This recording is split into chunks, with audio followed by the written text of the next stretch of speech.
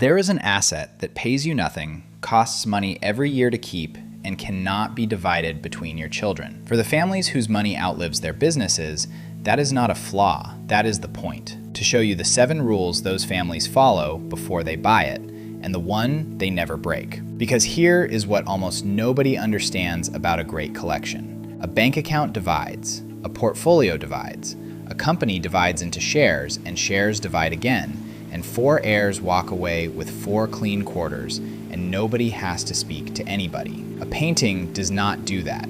You cut a painting into quarters. You cannot give each child a corner. There are only 2 honest outcomes. One person keeps it, or everybody sells it. That single physical fact is what makes art the most reliable way ever invented to stop a fortune from being taken apart, and the fastest way ever invented to force a family to take one apart in a hurry. So, 2 completely different endings, and the rule that decides which ending a family gets is not one of the 7. It is the 8th, it comes last, and it contradicts almost everything the other 7 tell you to do. None of this is luck. It is 8 decisions, made years before anyone dies, by people who understood exactly what they were holding. Quick ask before we go further. If you want to understand how lasting wealth actually behaves, subscribe. It costs you nothing, and it is how this channel keeps finding you. Rule 1. Build the container before you finish the collection. Most people acquire first and worry about the destination later. They buy what moves them, they hang it where they live, and somewhere in their 70s, a lawyer asks the uncomfortable question: what happens to all of this? By then, the answer is a compromise, written under pressure by someone who is tired. The families whose collections survived did the opposite. They answered the question first. Who made his fortune in coal and steel and then built a mansion in New York. That house was designed, and this is the part people miss, from its earliest planning, so that it could serve as an art museum after he died. Not converted, not adapted, designed for it. Every proportion of every room was chosen twice, once for a man to live in, and once for strangers to walk through a century later. Think about what that requires of a person. You are standing with an architect, looking at drawings of your own home, and you are asking where the public will enter after you are gone. Or consider Isabella Stewart Gardner in Boston. Her museum opened on New Year's Day, 1903. She died in 1924. Do the arithmetic on that and you get something remarkable. She spent 21 years living inside the institution that would inherit her collection. 2 decades to watch how the light fell in each gallery. 2 decades to see which arrangements worked and which ones fought each other. 2 decades to correct it while correcting it was still possible. By the time either of them died, there was nothing left to decide. The container already existed. The collection was already inside it. The will was not a set of instructions for a future anybody had to imagine. It was a description of a building that was already standing and already full. This is the difference between a plan and a structure. A plan is a document about the future. A structure is a thing that exists now, that already works, that other people already use, and that will keep working whether or not anyone remembers why it was built. And notice what this solves.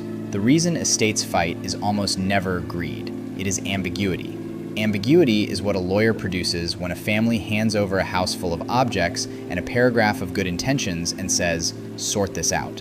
4 heirs read the same paragraph 4 ways, and every reading is sincere, and every reading is different, and now there is a dispute that nobody actually wanted.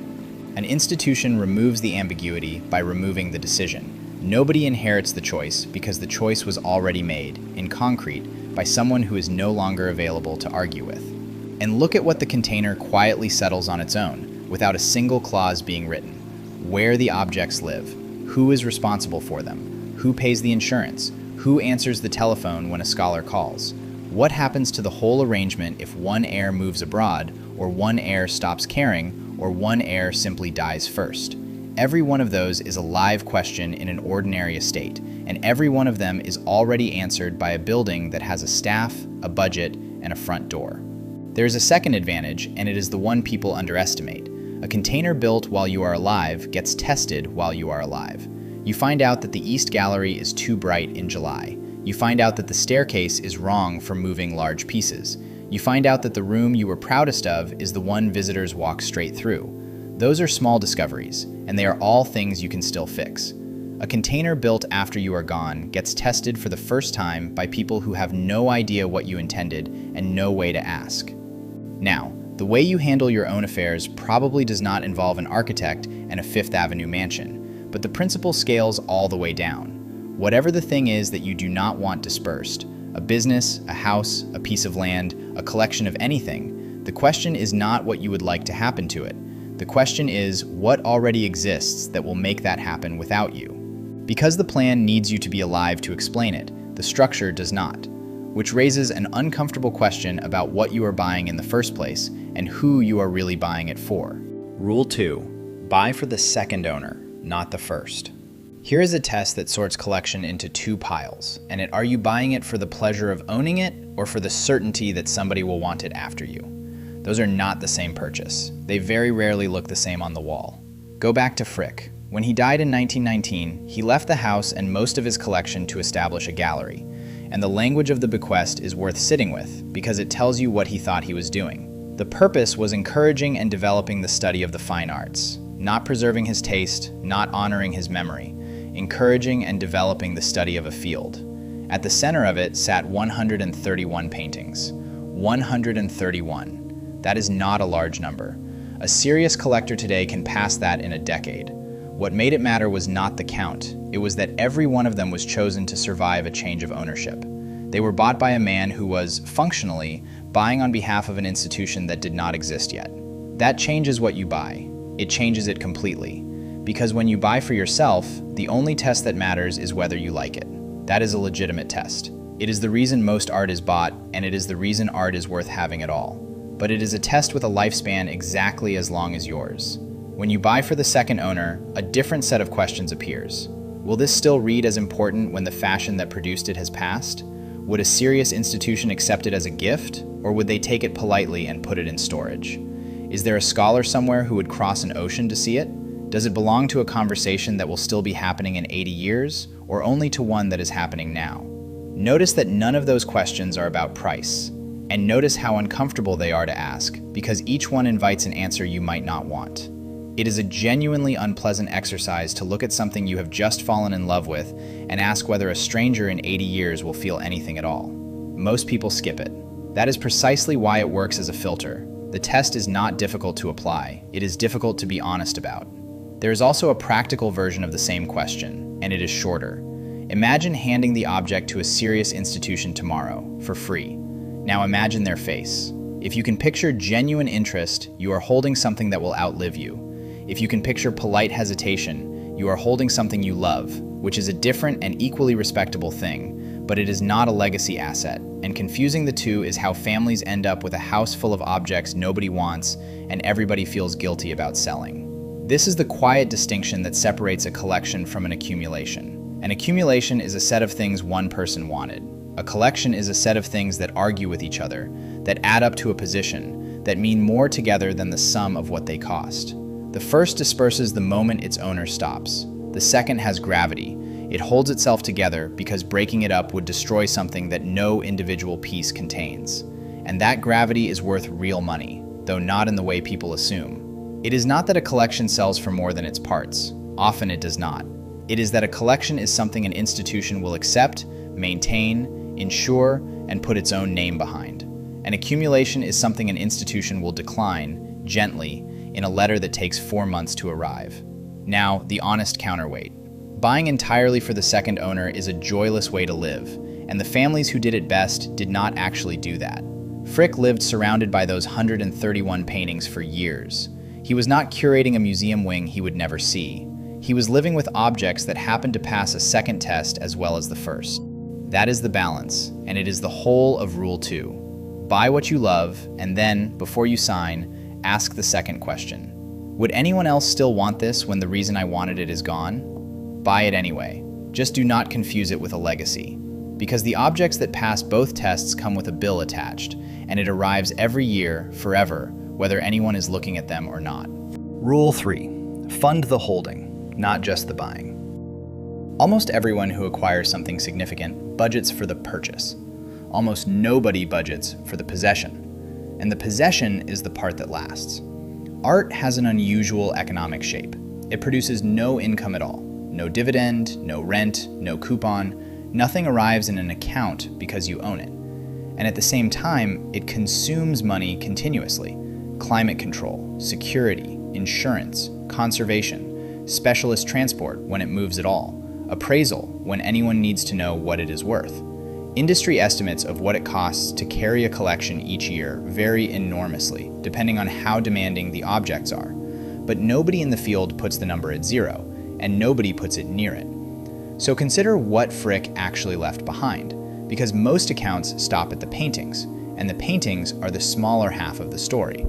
He left the collection, and he left an endowment of $15 million in 1919 for operation and upkeep. $15 million in that era purely to keep the lights on. Sit with the reasoning. He understood something that a great many generous people never understand, that a gift of objects without a gift of money to hold them is not a gift at all. It is a transfer of an obligation. The recipient inherits something beautiful and something expensive in the same envelope, and if they cannot afford the second one, they will eventually have to sell the first. This is the trap that swallows collections quietly, without anybody doing anything wrong. Nobody is careless. Nobody is greedy. There is simply a building, and a boiler, and a conservator's invoice, and a set of objects that need a stable temperature more than the family needs a holiday. And after 15 years of that arithmetic, there is a conversation about selling one small piece to fund the rest. And that conversation, once it starts, does not usually stop. And notice how the bill behaves. It does not scale with how much you enjoy the collection. It does not pause in a bad year. It does not care whether anyone has looked at the objects in a decade. The temperature has to be held. The humidity has to be held. The alarm has to be paid for. The policy has to be renewed. The conservator has to be booked before the problem is visible rather than after. Every one of those costs arrives on a schedule set by the objects, not by the family. And objects are indifferent to whether this was a good year. That is what makes the holding cost so dangerous. It is not large in any single month. It is simply relentless, and relentless beats large. What Frick did was to separate two things that most people fuse together, the asset and the cost of the asset. He treated the upkeep as its own problem, requiring its own solution, funded from its own source. He did not assume the future would find the money. He found it himself, in advance, and attached it. And notice the second-order effect. An endowment does not just pay the bills. It removes the pressure to sell. A trustee facing a deficit has one obvious asset to liquidate and one obvious reason to do it. A trustee with an endowment has neither the need nor the excuse. The money is not really buying conservation. It is buying the ability to say no. Now bring this to your own situation, because it does scale. Anything you intend to pass on that costs money to keep, property, a business that needs capital, a house that needs a roof. The honest question is not whether the thing is valuable. The honest question is whether the person receiving it will have the cash flow to hold it without selling it. If they will not, then what you are leaving them is a decision dressed up as a gift. And they will make that decision under pressure, badly, and probably in a year when the market is against them. The families who thought about this in advance left two things, the asset and the ability to keep it. But money only holds a collection together while somebody agrees on what should be done with it, which is why the next rule is not about money at all. It is about writing a sentence that cannot be argued with. Rule 4. Write the rule tight enough to bind. There is a version of this rule that people find almost frightening when they first encounter it, and it belongs to Isabella Stewart Gardner. By terms of her will, no rearrangement of her collection is permitted. No additions, no withdrawals, unless they are strictly temporary. And attached to that instruction is a penalty, which is the part that stops people in their tracks. If the terms are broken, the collection is to be sold by auction in Paris, and the proceeds are to go to Harvard University. Read that again, because it is not a request. She did not write that she hoped her arrangement would be respected. She did not appeal to anyone's better nature. She built a mechanism with a consequence, and the consequence was the destruction of the thing itself. Move a painting, and the museum ceases to exist. Sell the collection to a French auction house, hand the money to a university, and the whole arrangement dissolves. She made the punishment for tampering identical to the outcome that tampering was trying to avoid. That is a very particular kind of intelligence, and it is worth understanding what problem it solves. Because the problem is not dishonest trustees, it is reasonable ones. Think about the pressure that arrives on any institution over a customary idea about how the third gallery should be rehung. There will be a director who can see, correctly, that 2 rooms would work better if they were swapped. There will be a financial crisis and a very persuasive argument for selling one thing to protect everything else. Every one of those people will be competent. Every one of them will believe they are improving the situation. And the sum of 100 years of small, sincere improvements is that nothing remains of what was originally built. Gardner did not trust the future to resist that, and the historical record suggests she was right not to. So she removed the option, not by asking, by pricing. Here is the technical point, and it applies well beyond museums. Most instructions people leave behind have no consequence attached. They say what should happen. They do not say what happens if it does not. And an instruction without a consequence is not a rule. It is a preference, and preferences lose every argument they are ever in, because the person who held them is not in the room. A rule needs 3 parts to actually bind: a clear statement of what is forbidden, a clear consequence for doing it anyway, and a party with standing and appetite to enforce the consequence. Count how many of those 3 are present in the average family document. Usually 1, sometimes 2, almost never all 3. And the missing one is nearly always the 3rd, because naming an enforcer feels like an accusation. It feels like telling your children you expect them to misbehave. So the clause goes in without a watcher, and a clause without a watcher is a clause that depends entirely on everyone continuing to feel about it the way they felt at the funeral. Feelings at a funeral are not a mechanism. They are the most temporary thing in the entire arrangement. Gardner had all 3. The statement is unambiguous. The consequence is total. And she named a beneficiary, a university, permanent, well-advised, and entirely capable of noticing. That last part is the piece almost everyone forgets. A consequence that nobody is watching for is not a consequence. It is a sentence in a document. She solved that by making an outside institution, with lawyers of its own, the party who benefits if her instructions are broken. She did not need her trustees to be vigilant.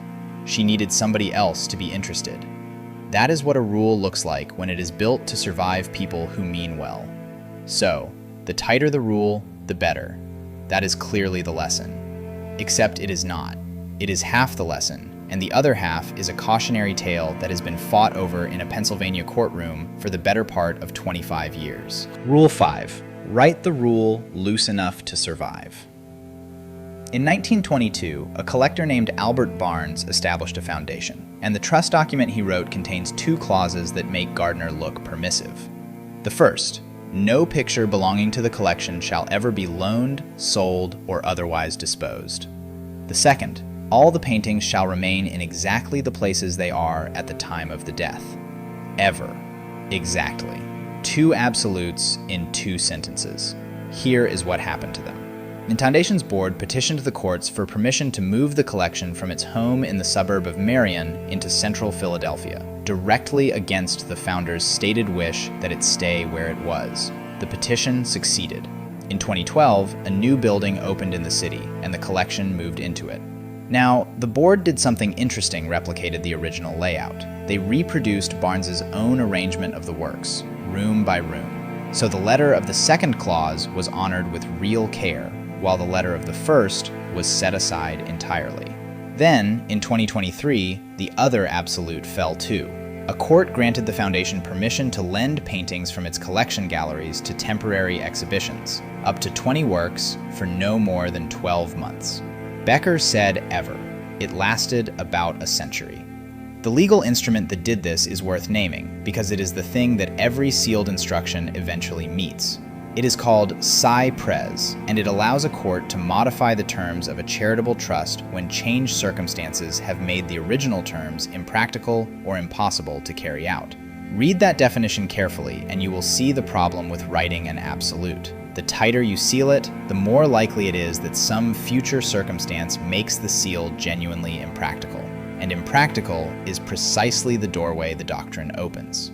There is a real irony here. Gardner's instructions survived partly because it was about arrangement, and arrangement can be maintained almost indefinitely at modest cost. Barnes's instruction was about location and about lending, and both of those collided with the world, with money, with access, with what a foundation needs to do to remain a functioning institution rather than a locked room. So what does a rule that survives actually look like? Go back to Frick one final time, because his document did something neither of the others did. It left a door. His endowment was for maintenance and improvements and additions. Additions. The collection was permitted to grow, and it did. It began with 131 paintings at the core. By 1995, thanks to the growth of that endowment, it had expanded to more than 1,100. More than 1,100 from 131. The institution he created was allowed to become larger than the collection he assembled, and it did so without ever needing a judge to authorize it. Bannon is the distinction. Gardner and Barnes both wrote instructions that assumed the world would hold still. One was lucky in what it forbade, the other was not, and a court rewrote it, twice. Wrote an instruction that assumed the world would move, and gave his trustees a legitimate way to move with it, so nobody ever had to go around him. Rules 4 and 5 is uncomfortable because they pull against each other, and that tension is the actual craft. Be absolute about the thing that defines the collection, the thing that, if it changed, would mean the collection no longer exists. Be permissive about everything else, and understand that every absolute you write is a bet that circumstances will never make it impossible, because if they do, a court will settle the question and you will not be consulted. Who got this right were not the ones who wrote the strictest documents. They were the ones who knew which single sentence was worth being strict about.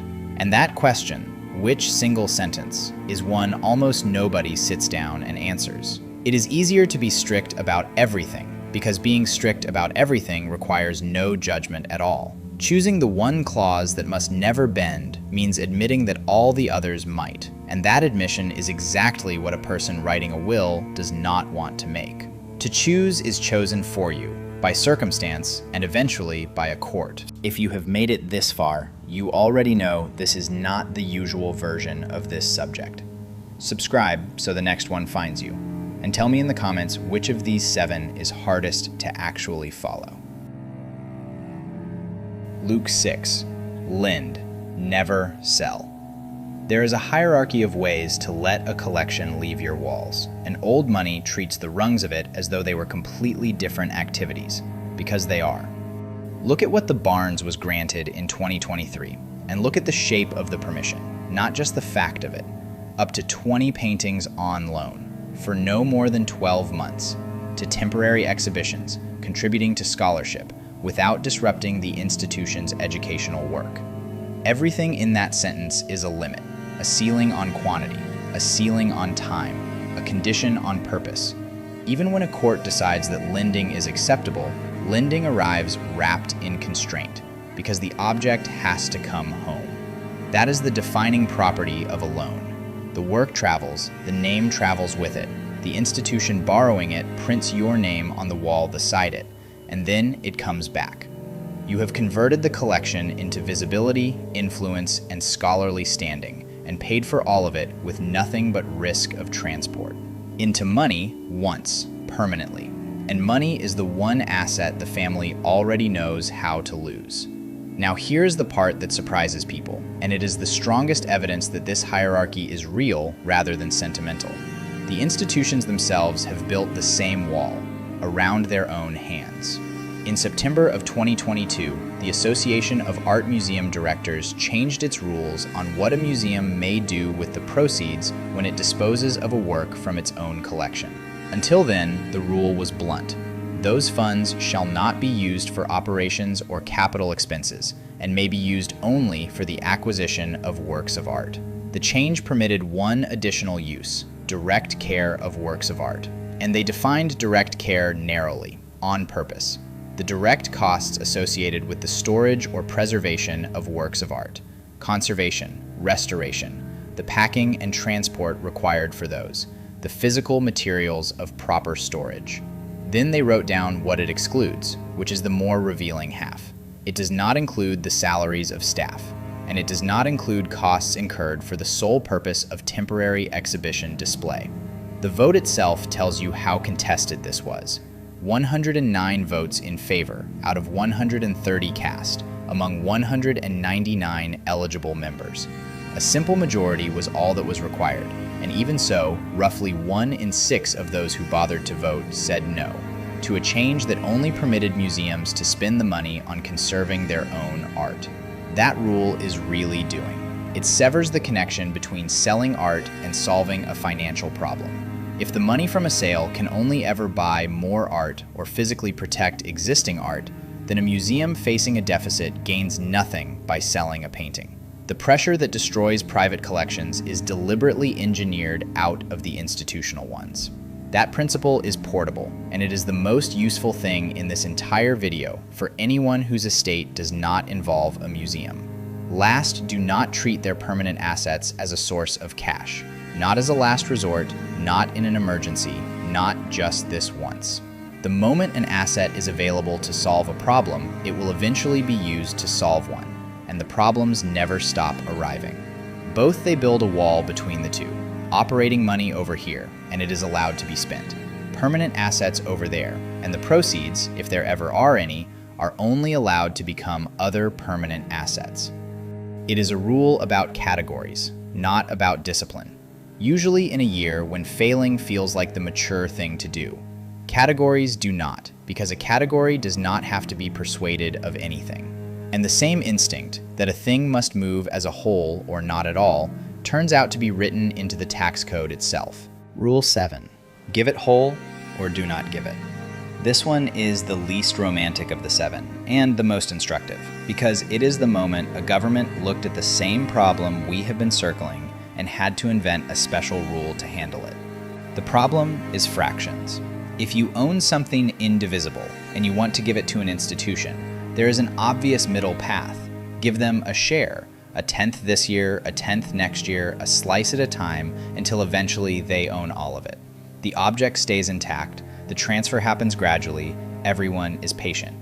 The American tax system used to treat that generously, and then in 2006, it stopped. Under the rules that took effect for contributions made after August of that year, the treatment of these partial gifts changed in ways that are worth walking through slowly, because each change is aimed at a specific way the arrangement used to be abused. First, valuation.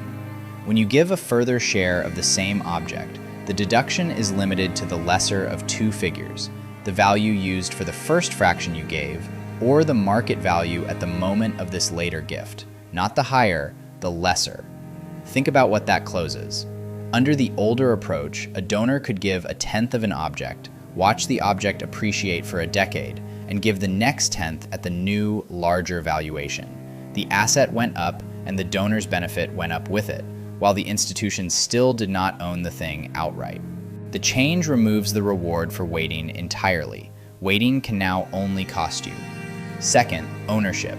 As a general matter, the donor must hold all the interests in the object immediately before making the gift, or hold them jointly with the institution receiving it. You cannot start this process on something that 4 people already share. The path is only open to a whole object with a single owner. Third, and this is the one with teeth, a deadline. All remaining interests must be transferred before the earlier of the donor's death or 10 years after the initial contribution, the earlier of those two. And if that deadline passes without the transfer being completed, the deductions already claimed are recaptured, with interest, plus an additional tax of 10% of the amount recaptured. Not a reversal plus a penalty. Now, step back from the machinery and look at what the machinery is saying, because that is the actual rule. An indivisible object being transferred in slices, and concluded that the arrangement had to be forced to complete. Not encouraged, forced, with a clock and a punishment for letting it run out. The entire architecture exists to prevent one specific outcome, an object suspended permanently between 2 owners, belonging fully to neither, generating benefit for one while never actually arriving at the other. And notice that the deadline is the humane part, not the harsh part. A clock forces a conversation to happen while the person who started the arrangement is still available to explain it. Without the clock, the natural behavior of everyone involved is to postpone. The donor because there is no urgency, the institution because it does not want to seem impatient about a gift. Postponement feels courteous to both sides right up until the moment the donor dies, and then it is not courteous at all. It is a half-owned object and a conversation nobody can finish. Because a half-transferred painting is the worst of every world. The family no longer fully owns it. The institution cannot fully rely on it. Nobody can plan around it. It sits in exactly the ambiguity that all 7 of these rules exist to eliminate. And that is the principle, stripped of the tax code entirely. When you move something that cannot be divided, move all of it. Set a date, finish it. Half measures with indivisible things do not create flexibility. They create a dispute with a delayed start date, and the people who inherit that dispute will be the ones least equipped to resolve it, because they will not have been in the room when the arrangement was designed. 7 rules. Container first. Buy for the second owner. Fund the holding. Bind what matters. Leave a door for everything else. Lend, never sell, and move it whole. Which brings us to the last one, the rule these families never break. And it contradicts almost everything I have just told you. Every rule you have heard so far is about permanence, keeping the thing together, keeping it out of the market, keeping the family's hands off it. That they never break is the opposite, and it is the reason the other 7 work at all. Decide, while you are alive, who dissolves it and where the proceeds go. In May of 2018, the collection of Peggy and David Rockefeller was sold at Christie's in New York. 1,500 objects. The total was $832,573,469. 22 auction records were set in a single week. And all of the estate proceeds were directed to philanthropies the Rockefellers had supported during their lifetimes, 12 organizations. The 6 rules that came before it, the collection was not kept together. It was not shielded from the market. It was sold, comprehensively, one object at a time, to whoever raised a hand. Why is this the rule they never break, and not the ultimate violation of all of them? Because of the sentence structure. Look at who did what, decided, in their own lifetimes. Which institutions, and then the estate executed. There was no family meeting, no sibling arguing that the Monet should stay in the family and another arguing it should be sold. No committee, no negotiation, no decade of polite resentment about a house full of objects that nobody could agree on and nobody could divide. The heirs did not inherit a decision, they inherited an instruction. And an instruction is a gift in its own right, though it never looks like one. It spares the people who receive it from having to be wise, unanimous, and unemotional in the worst month of their lives, which is a set of conditions no family has ever met. And that is the thing to understand about the 7 rules. Every one of them is a way of removing a choice from people who will be grieving, unprepared, and disagreeing. The container removes the choice of where it goes. The endowment removes the choice of whether to sell to pay for it. The binding clause removes the choice of rearranging it. The prohibition on selling removes the choice of solving problems with it. Dissolution is simply the last choice on that list, and it is the one that people are least willing to make in advance, because making it means admitting that the collection is not actually permanent. Here is what these families understood that most people who love their possessions never do. The collection is not the legacy. The collection is a vehicle. It carries a family's judgment, its patience, its refusal to be liquid, its willingness to hold something that pays nothing for 100 years. Those are the things that persist. The objects are how they were expressed, for a while. Nobody has decided the destination for does not stay parked. It gets driven somewhere by whoever ends up holding the keys, in a year that suits the market rather than the family, under terms set by an auction house rather than by anyone who cared. The Rockefeller sale was not a failure of preservation. It was preservation of a different thing. The objects dispersed. The intention did not. $832 million moved exactly where the 2 people who assembled it had already said it should go, to 12 institutions they had already chosen, and the family did not have to argue about a single lot. Compare that to the alternative that plays out in ordinary estates every week, a collection nobody planned for. heirs with different incomes and different attachments and no mechanism to resolve either. A forced sale at a bad moment of things that were bought at good ones.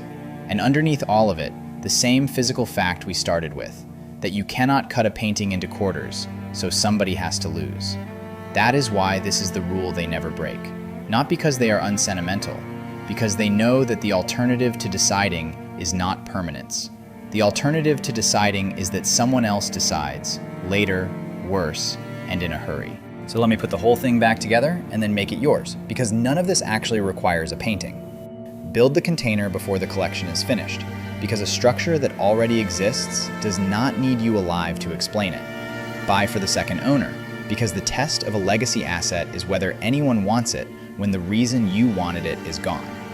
Fleming the holding, not just the buying, because a gift of something expensive without the means to keep it is a transfer of an obligation. Bind the one thing that matters with a consequence and someone watching, because an instruction without a consequence is a preference, and preferences lose. Leave a door for everything else, because every absolute you write is a bet that circumstances will never make it impossible, and courts settle that bet without you. Lend, never sell, and build a wall between the money that solves problems and the assets that do not. Whole, with a deadline, because half-transferred, indivisible things are disputes with a delayed start date. Decide in advance who dissolves it and where it goes. Now here's the part that applies to you whether or not you own anything on a wall. You already own something indivisible. Almost everybody does. A house that 3 children cannot split. A business that only works if one person runs it. A piece of land, a workshop, a set of tools, a small company with your name on the door. Anything that loses its nature the moment it is cut into equal shares. And then not how much it is worth, it is a harder question, and it is this. If you were gone this year, would the people you love inherit an asset, or would they inherit an argument? Because they will inherit one of the two. The physical fact does not care about anyone's intentions. Indivisible things force a choice, and if you have not made that choice, the choice gets made by people who are grieving, in a season nobody planned, often with a deadline attached. And here's the detail that makes this worth acting on rather than agreeing with. The people who end up fighting over an indivisible asset are almost never the people you would have predicted. It is rarely the one you worried about. It is usually the one who never wanted the thing at all, and who discovers, some months in, that wanting it was never the point, that the argument was actually about being consulted, and that nobody consulted them because there was nothing written down to consult. Inner, which means the document is not really about the asset. It is about telling each person, in advance and in your own words, what their part in this is. That is what an instruction does that a valuation never can. Everything in this video is one idea, expressed 7 ways. The wealthy families whose money outlives their businesses are not better at loving their possessions. They are better at deciding about them early, in writing, with consequences, while the deciding is still calm. The rest of us tend to postpone it, because deciding feels like admitting something, that we will not always be here, that the thing we built is not actually permanent, that someone else will one day hold what we hold now. And then the decision happens anyway, without us, made by people who never got to hear our reasons. Of the 7, which one is genuinely hardest to follow? I would guess it is the one about deciding who dissolves it, because that is the one that requires admitting the collection ends. Tell me in the comments whether I am right, and if this was useful to you, send it to the one person you know who has been putting off exactly this conversation. And subscribe, because the next one goes somewhere related and stranger. There is a category of asset that wealthy families deliberately buy knowing it will lose money, and they keep buying it, generation after generation, for a reason that has nothing to do with returns. That is where we are going next. God bless you.